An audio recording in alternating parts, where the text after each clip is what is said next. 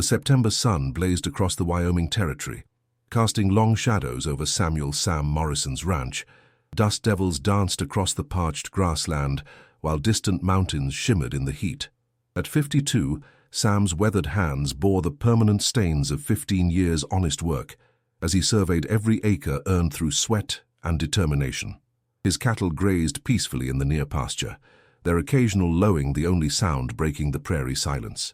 But today that silence felt different, charged with tension that made his horse Thunder shift restlessly beneath him. The sound of approaching hoofbeats drew Sam's attention to the east, where a cloud of dust announced unwelcome visitors. As they drew closer, Sam recognized Marcus Whitfield, a railroad investor, whose expensive clothes and soft hands marked him as one of the vultures circling the territory. Behind him rode 4 other men, all carrying themselves with the arrogant confidence of those who believed money could buy anything. "Morrison!" Whitfield called out as he reined his horse to a stop 20 feet away. "Beautiful day to discuss business, don't you think?" Sam remained mounted, his posture relaxed but alert. "Mr. Whitfield, can't say I recall inviting you onto my land for any business discussions." Whitfield's smile was cold. "Come now, Sam. The railroad's expansion benefits everyone. Progress waits for no man, and those who get on board early prosper." "I've heard your offer," Sam replied evenly. "My land isn't for sale." "Circumstances change. We're prepared to be very generous." Whitfield gestured at the landscape. "We know you've been eyeing that grazing land near Crow's Ridge. With our offer, you could buy that land and expand your operation." Sam's blood ran cold. Crow's Ridge, the area Whitfield was referring to, was sacred ground to the local Shoshone tribe. The ridge contained burial sites and held spiritual significance that went back generations. Sam had learned this not from any official source, but from quiet conversations with tribal members during trading sessions in town. Most white settlers either didn't know or didn't care about the land's significance, but Sam had always made it a point to respect the boundaries the tribe considered sacred. "That land's not available for grazing," Sam said firmly. Whitfield raised an eyebrow. "Not available? According to territorial records, it's unclaimed public land, perfect for expansion." "Records don't tell the whole story," Sam replied. "Some things matter more than what's written on a piece of paper in some government office." The tension in the air grew thicker. Whitfield's men exchanged glances, and Sam could see the frustration building in their leader's face. These were men accustomed to getting their way through intimidation or financial pressure, and Sam's resistance was clearly unexpected. "Morrison," Whitfield said, his voice taking on a harder edge, "I've been patient with you, but patience has its limits. The railroad is coming through this valley whether you cooperate or not. You can profit from progress, or you can be crushed by it. Your choice." "Then I guess I'll take my chances being crushed," Sam replied without hesitation. The standoff stretched for several heartbeats, broken only by the sound of thunder pawing the ground impatiently. Finally, Whitfield remounted his horse, his movements sharp with barely contained anger. "This isn't over, Morrison. Men with your outdated views tend to find themselves isolated. Accidents happen to stubborn men on isolated ranches. Think about that." Whitfield wheeled his horse around and spurred it toward the road, his men following in a cloud of dust and unspoken threats. Sam watched them go, his hand unconsciously moving to the rifle scabbarded on his saddle. He'd faced down rustlers, wolves, and harsh winters, but something about Whitfield's cold calculation unsettled him more than any natural threat ever had. As the dust settled, Sam noticed another figure approaching from the west. Joseph Standing Bear, an elder of the local Shoshone tribe. Joseph was a man of perhaps 60 years, his weathered face marked by dignity and wisdom. His presence here so soon after Whitfield's visit was no coincidence. Joseph rode up slowly, his posture alert but non-threatening. "Sam Morrison," he said in accented but clear English. "We need to talk." "Joseph." Sam touched the brim of his hat respectfully. "You're welcome on my land any time. What brings you out here today?" The older man's dark eyes swept over the landscape, taking in details that most white men would miss. "I heard voices carried on the wind. Angry voices. Men who speak of taking what is not theirs to take." Sam dismounted and gestured for Joseph to do the same. "News travels fast around here." "The earth has ears for those who know how to listen," Joseph replied, swinging down from his horse with surprising agility. His mount, a paint mare, nickered softly at Thunder in greeting. These men spoke of Crow's Ridge. They did. Sam met Joseph's gaze directly. I told them that land wasn't available. For a long moment, Joseph studied Sam's face as if weighing something important. Most white men would not say such a thing when offered gold. I'm not most white men, Sam replied simply. Joseph nodded slowly. This I have seen. For 5 years now, your cattle graze only where they do not disturb the old places. For 5 years you trade fairly with my people, speak truth, show respect. This is unusual. Sam shifted uncomfortably under the elder's intense scrutiny. Just seems like common sense to me. Your people were here long before I showed up. The least I can do is not make things worse. Many would make things worse for profit, Joseph observed. But you are different. This is why I come to speak with you now, when the wind brings word of dangerous men with dangerous plans. The weight of the moment settled between them like dust after a storm. Sam sensed that this conversation would mark a turning point, though he couldn't yet see where it might lead. What's on your mind, Joseph? Sam asked. The elder looked toward Crow's Ridge, visible as a dark line against the horizon. My people face a hard winter, not of weather but of change. Men like those who rode here today will not stop until they take what they want, sacred or not. And when they finish taking land, they will take lives, traditions, the children who carry our future. Sam felt a chill despite the afternoon heat. You think they'll target your people directly? They already have in other places. My tribe is small now, 12 adults, 3 elders, and 1 child. The last born to us in 7 years. Joseph's voice softened. A child who carries our stories, our language, our hope. The implications hung heavy in the air between them.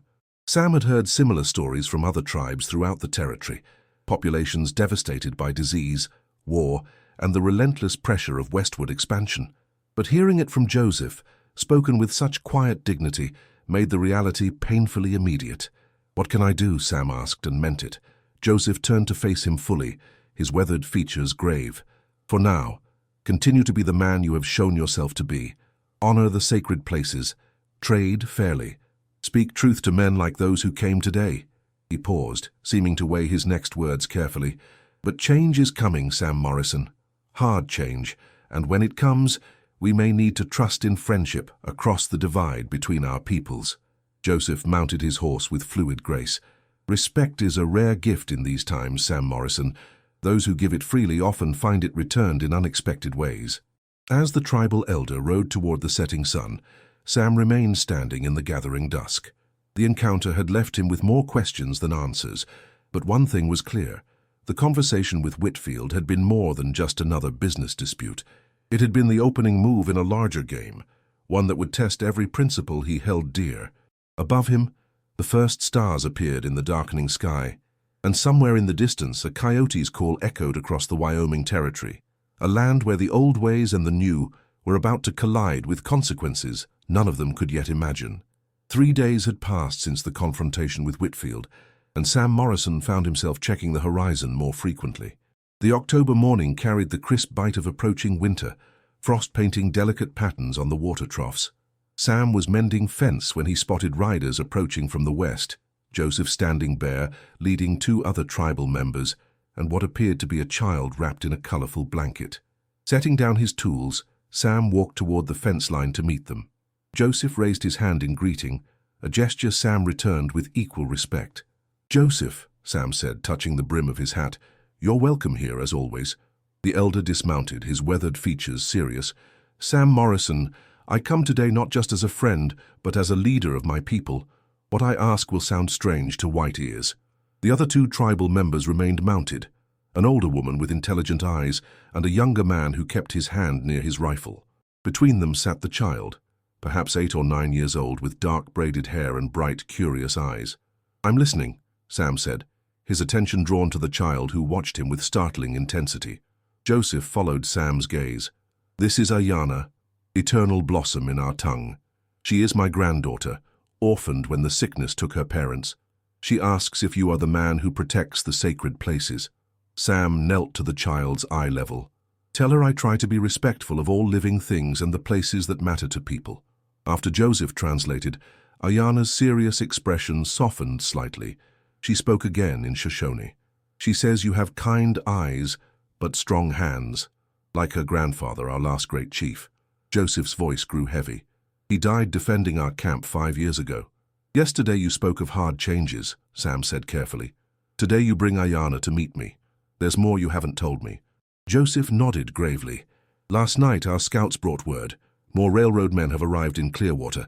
Surveyors and armed guards asking questions about our camp, about the children. The older woman spoke for the first time. I am Mary Crow Feather, Ayana's great-aunt. They ask the kind of questions that precede taking children to government schools far from here, where they cut their hair, forbid their language, beat them for speaking the old ways. Ayana looked between the adults, understanding the gravity despite not following all the English. She tugged Joseph's sleeve and spoke quietly in Shoshone. She asks if the bad men will take her away, Joseph translated. Not if I can help it, Sam said firmly. Joseph studied his face. This brings me to why we are here. If Ayana lived with a white family, if she were adopted by someone the territorial government respects, they could not easily take her to the schools. She would have the protection of white law. Sam understood immediately. You want me to adopt her. You are the only white man in this territory who has shown true respect for our ways. If you take Ayana as your daughter while allowing her to know her people and heritage, then you will have earned something beyond price. Mary Crow Feather added, the child would not lose her identity. She would visit us, learn our language and customs, but be safe from those who would steal her future. Sam looked at Ayana, who watched him with remarkably intelligent eyes. Joseph knelt beside her and spoke in gentle Shoshone. After their conversation, Ayana walked to Sam and looked up at him. You keep me safe? I still be Shoshone? She asked in halting English. Yes, Sam said firmly. You would always be Shoshone. That's not something anyone can take away.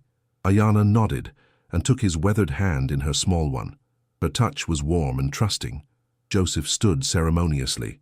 Sam Morrison, if you accept this responsibility, if you protect our last living heir while honoring her heritage, then my people offer you something in return. We will be your allies against those who would take what is yours, as you protect what is most precious to us. Thomas Bright Arrow, the young mounted warrior, finally spoke.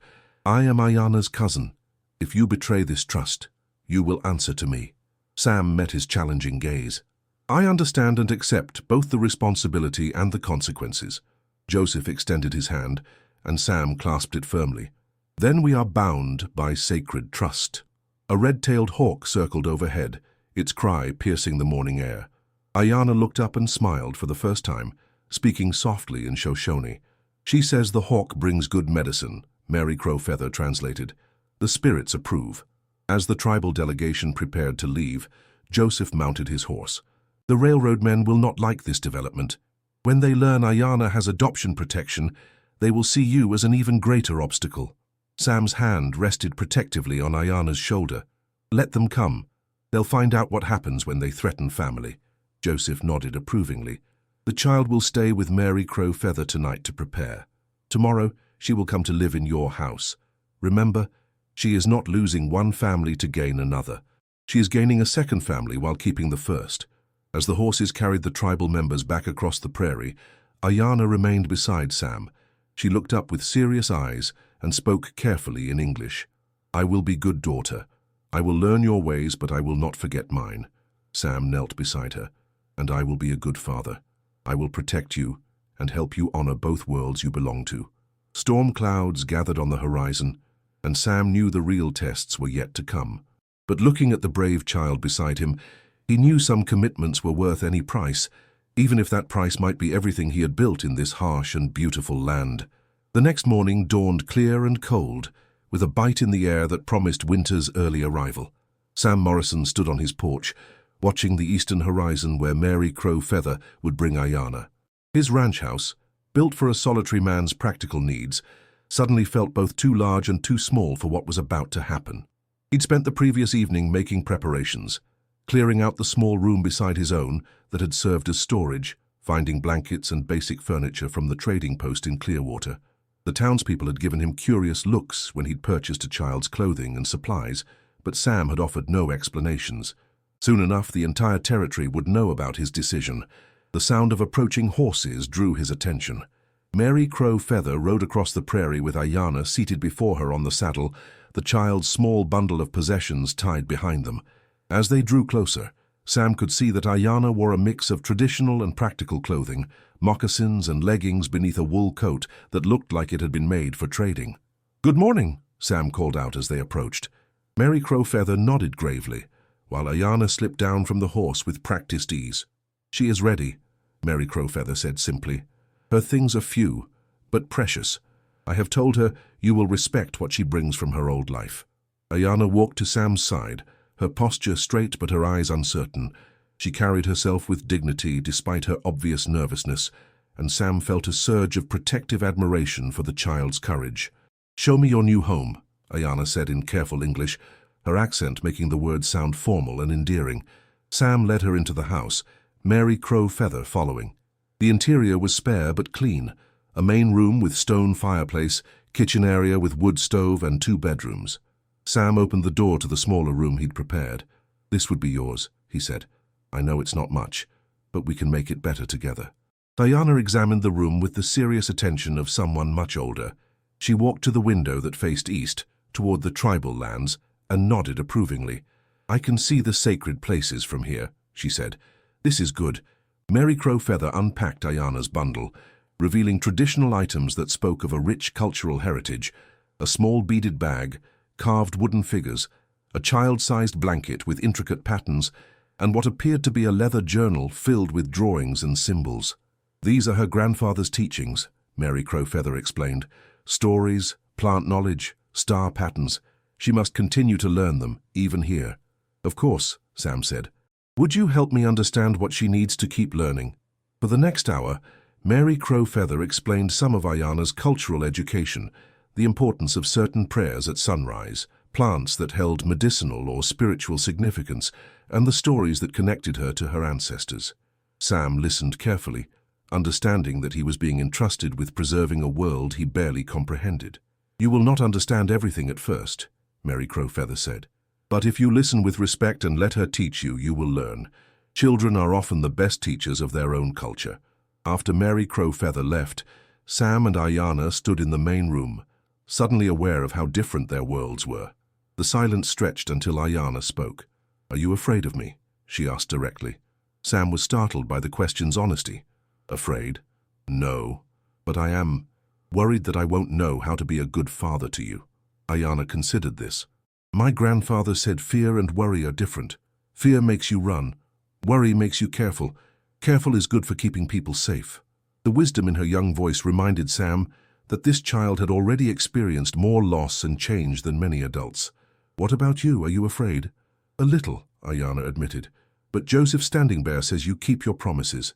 And my grandfather's spirit told me in a dream that sometimes the best protection comes from unexpected places." Sam felt the weight of that trust. "Then we'll figure this out together, one day at a time."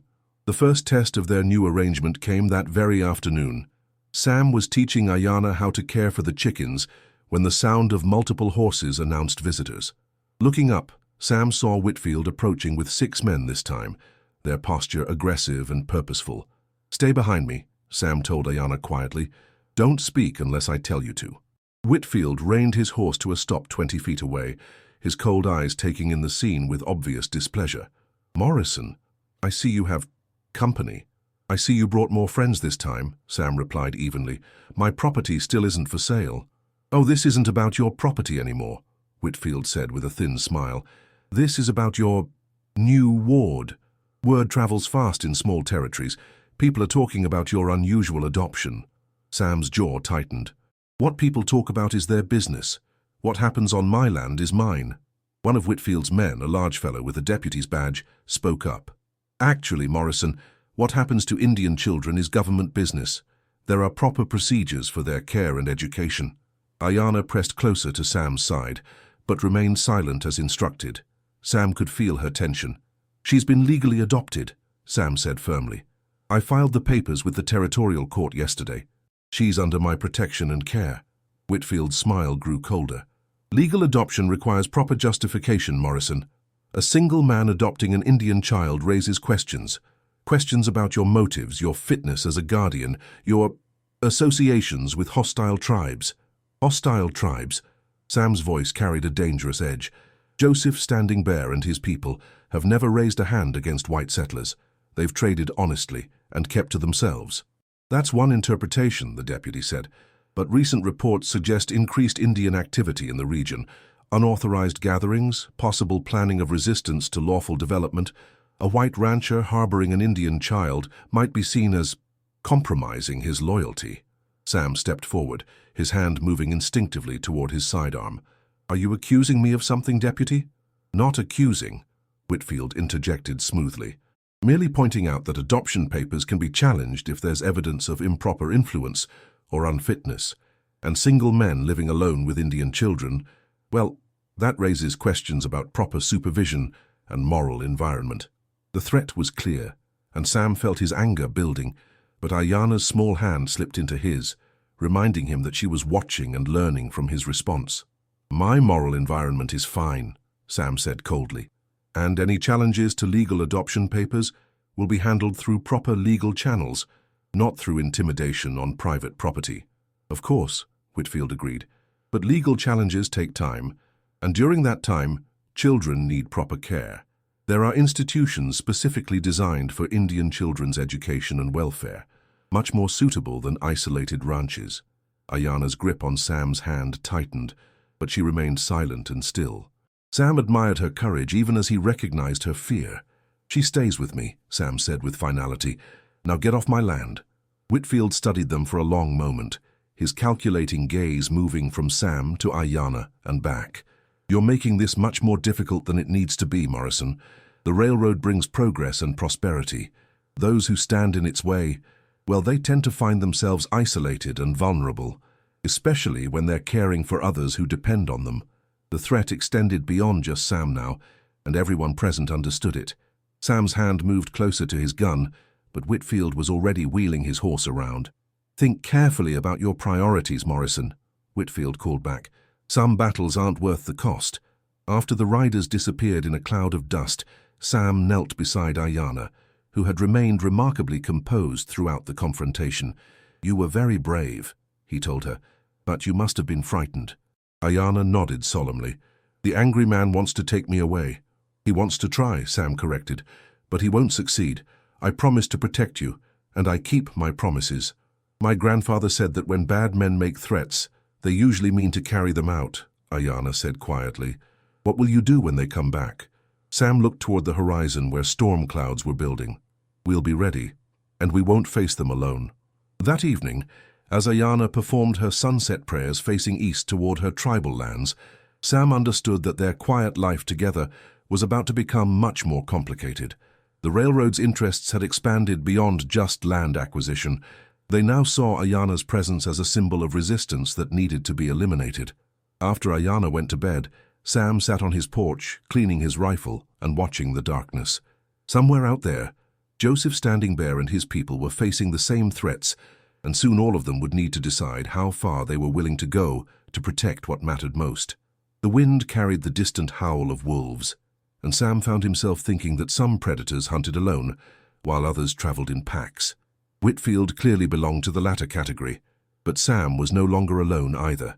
The sacred promise had bound him not just to one child, but to a community that would stand together when the real test came. In the distance, a light flickered in the direction of the Shoshone camp, a signal that help was watching and waiting.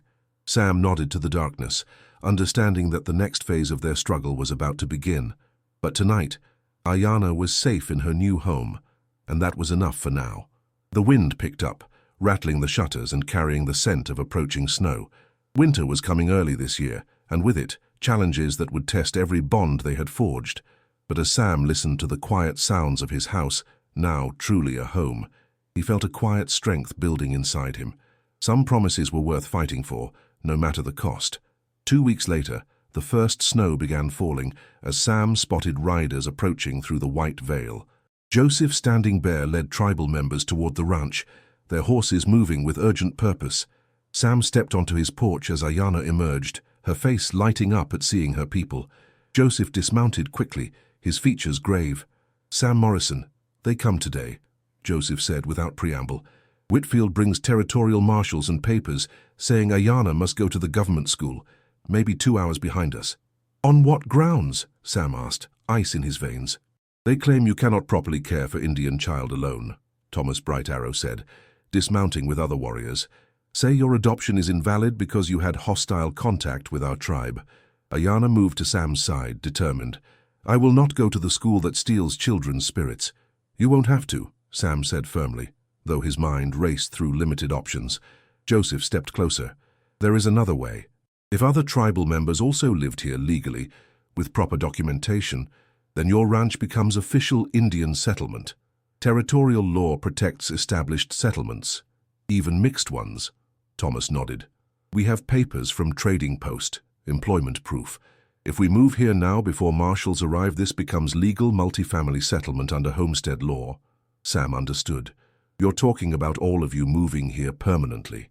Only if you accept us, Joseph said solemnly. We would work the land with you, share dangers and rewards. Ayana would not be a lone Indian child with white guardian. She would be part of larger community. Mary Crow Feather rode up with a wagon containing family's possessions. We have been preparing since the sacred promise was made. Sam looked at the group. 12 adults and 2 other children besides Ayana. His ranch would become something entirely different. This is your land too now, he said simply. We'll face whatever comes together. The next hour became controlled activity. Tribal members unloaded belongings while Sam organized sleeping arrangements. Ayana translated between languages, joy evident at having her people near. When approaching horses announced Whitfield's arrival, they were ready. Sam stood on his porch with Ayana, while Joseph and Thomas flanked them. Other tribal members worked visibly around the ranch, establishing their presence as legitimate residents. Whitfield rode up with 2 territorial marshals and 4 armed men, his face darkening at the scene. What is this, Morrison? This is the Standing Bear Settlement, Sam replied calmly. A legally established mixed community under territorial homestead law. One marshal, a gray-haired man with tired eyes, studied the setup. You have papers establishing this as official settlement. Joseph stepped forward with a leather folder. All proper documents. Employment records, land agreements, tribal credentials, filed with Territorial Office 3 days ago. The marshal examined the papers while Whitfield's face grew red. This is fraud. Morrison, you can't create a settlement to avoid custody transfer. Actually, the marshal said slowly, if these documents are authentic, this constitutes legitimate multifamily settlement. The child would be part of established community, not isolated adoption case. She's still an Indian child who needs proper schooling, Whitfield protested. Ayana stepped forward, speaking in clear English. I am Ayana Standing Bear Morrison. I learned from my grandfather Joseph, from my father Sam, and from school books. I know English, Shoshone, reading, writing, and the sacred ways. What more schooling do I need? Her poise impressed the marshal. Young lady, can you read this document? Ayana read aloud fluently, then translated passages into Shoshone. The marshal nodded approvingly. She appears well educated and cared for. In an established settlement, I see no grounds for forcible removal. Whitfield's control snapped. This is about railroad land. Morrison's obstructing progress. Actually, Sam said quietly, we might be interested in filing a claim on that territory near Crow's Ridge as well. Whitfield understood. If the settlement claimed the sacred land, the railroad would face years of legal challenges. You can't do this, Whitfield snarled. Mr. Whitfield, the marshal interrupted coldly, are you threatening legal residents? That would be a federal crime. This isn't over, Whitfield said finally, wheeling his horse around. I'm sure the railroad will find another route, Sam replied, just not through sacred land. As Whitfield and his men rode away through falling snow, the tension broke. Ayana hugged Sam tightly, then ran to embrace Joseph and the tribal members. We did it, she said in wonder. We kept everyone together. That evening, the expanded community gathered in Sam's house. Ayana sat between Sam and Joseph, translating stories between English and Shoshone, bridging 2 worlds with childhood ease. What happens now? Sam asked Joseph. Now we build something new, Joseph replied. Not white way, not traditional Indian way, but our way. Ayana will grow up knowing both worlds, belonging to both. Sam looked at Ayana, who was teaching other children a card game while chattering in both languages. The sacred promise had evolved into something greater, a new kind of family, a new kind of community. Outside, wind howled across the Wyoming territory, but inside, different worlds had found a way to become one. The railroad would build elsewhere, children would grow up learning multiple traditions, and the sacred land would remain protected. The promise had been kept, but more than that, it had become a foundation for something entirely new. In a changing world, they had found a way to change while preserving what mattered most. As Ayana fell asleep that night, she could still see the sacred places from her window, but now she could also see her extended family around the ranch, creating a community where being both Shoshone and American wasn't a contradiction, but a strength. The sacred bond had held, and in holding had created possibilities none of them had imagined when that first promise was made under the endless Wyoming sky.